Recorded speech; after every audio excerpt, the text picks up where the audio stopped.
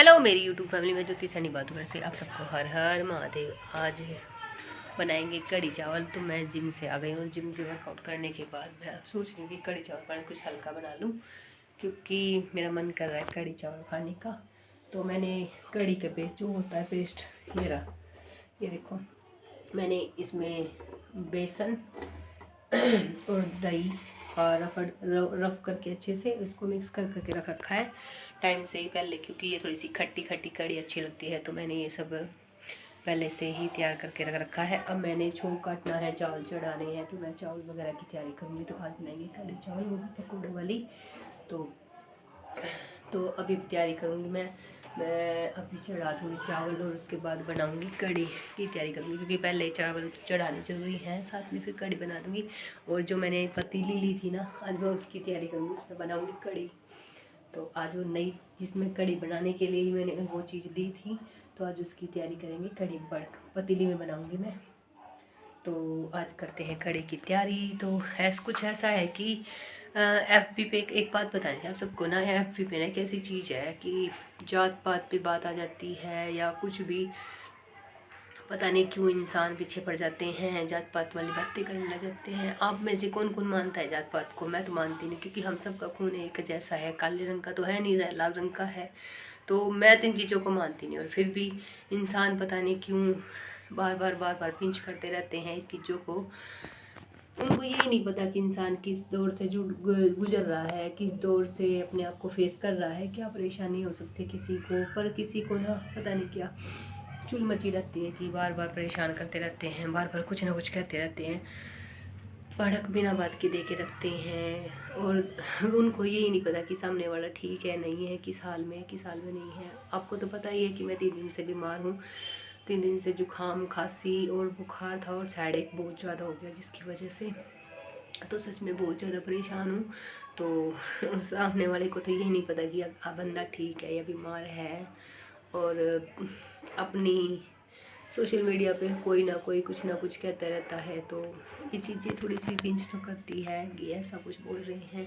But आप मेरी YouTube family ने आज तक मुझे कोई गलत कमेंट नहीं किया, ना किसी ने गलत बोला, ना किसी ने कुछ बोला आज तक। आप सब ने बहुत साथ दिया, सपोर्ट किया, और बहुत कुछ समझाया भी। और आप सबके साथ और सपोर्ट से मैं आज इतनी मतलब ठीक हूँ। मैं पहले इतना रोती नहीं हूँ, खुश रहने की कोशिश करती हूँ, काम करती हूँ, जो भी करती हूँ मैं आप सबको दिखाती हूँ कि बाहर गई हूँ नहीं गई हूँ।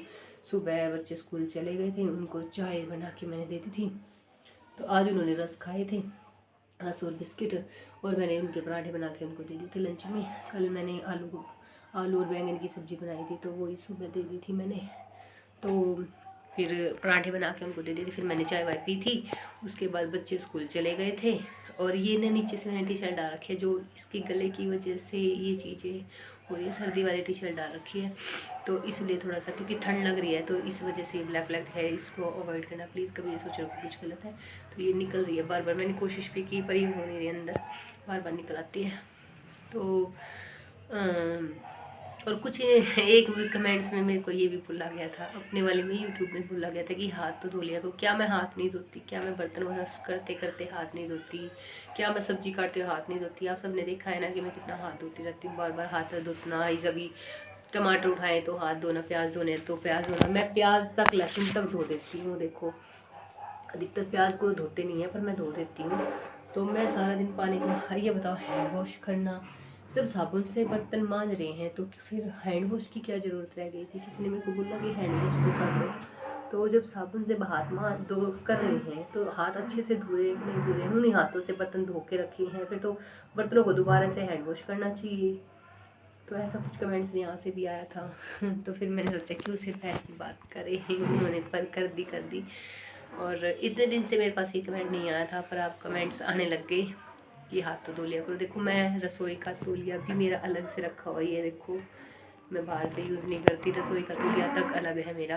और मैं सारा दिन पानी में घुसी रहती हूँ। पानी बिना तो मेरे आटे के हाथ तो मैं धोती हूँ, साबुन के हाथ तो नहीं। यहाँ से स्लैब धोती हूँ तो मैं ये करती हूँ, आटे का हाथ है तो करती हूँ, सब्जी है 10 बार वो धोती हूँ, सब्जी छोकने के बाद धोती हूँ, सब्जी के बर्तन धोती हूँ, बर्तन मांजती हूँ, आटे के हाथ धोती हूँ, पता नहीं क्या क्या करती हूँ, सारे हाथ ही धोती रहती हूँ। बट कोई बात नहीं, आप सबको तो पता है कि मैं कितनी बना देती हूँ। बस उसने बोला तो मैंने आप सबको बता दिया कि ऐसे ऐसे कमेंट्स भी आया था कि मैं हाथ नहीं धोती। और सुबह से मैंने आप सबको बताना था कि हेडेक तो था ही, मुझे तबीयत भी ख़राब थी। और फिर मैंने बच्चे स्कूल चले गए थे, फिर मैंने थोड़ा सा फ़ोन में काम किया, फ़ोन में काम करने के बाद फिर घर का काम किया, घर का काम झाड़ू बर्तन खाना बनाना दोबारा से खुद के लिए और बच्चों के लिए बना के रखी थी मैंने। देखो अभी भी रखी हुई रोटियाँ जो मैंने बनाई थी, ये देखो यहाँ रखी हुई है अभी रोटी, जो इन्होंने एक रोटी अभी बची हुई है, ये गिर रहा है तो एक रोटी अभी बची हुई है, मैंने 4 रोटियाँ बना के रखी थी इनकी, अभी भी एक रोटी बची हुई है तो इनकी भी बना दी थी और मैंने 2 रोटियाँ खाई थी। और फिर मैंने सोचा कि क्यों ना आज शुक्रवार है तो हाथ अच्छे से धो लिए जाए। और मैं महादेव भक्त हूँ, मैंने हाथ पे महादेव जी का नाम लिखवा रखा है, श्लोक लिखवा रखा है, यानी अंति अस्य प्रारंभ the end S the beginning. और त्रिशूल का मीनिंग है भूत भविष्य वर्तमान, और ओम का मीनिंग तो सबको पता है कि ओम नमः शिवाय। ये देखो मैंने लिखा रखा है, महादेव जी का नाम तो सारा दिन मेरे मुंह पे रहता है, तो महादेव महादेव तो शरीर पे कुछ तो ऐसा हो कि जो साथ जाए महादेव जी का।